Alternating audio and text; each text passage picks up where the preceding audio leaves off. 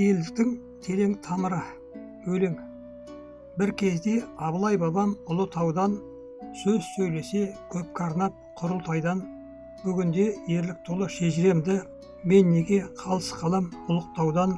Иесіз де болған емен киесіз де, дархан далам қашанда білесіз бе. Шежіремен жырлармен аңыздармен сақталып қалды олар ел есінде.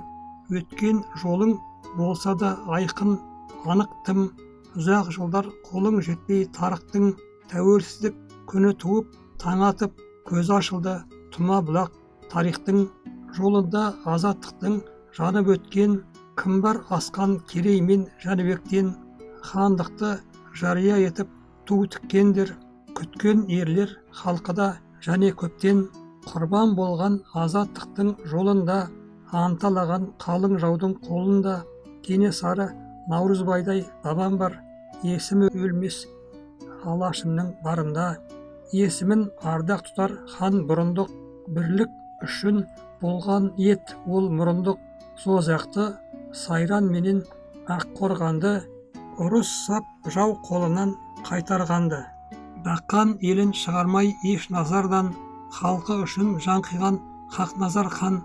Шу мен сырға көсілтіп ел қондырған, ерлігін асқақтатып жыр жазар жан.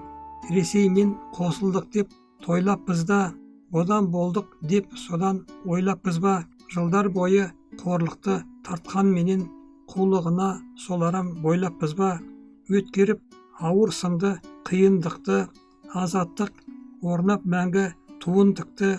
Ана тілін, асқақ ділін, асыл дінін ардақтар келеді өсіп буын мықты.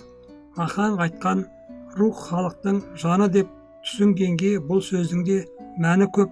Рухтылардан шыққан батыр көсем де, намысымды бермен деген өлсем де. Десем мінсіз батыр билер ісін де, асылық сөз екен деп еш түсінбе.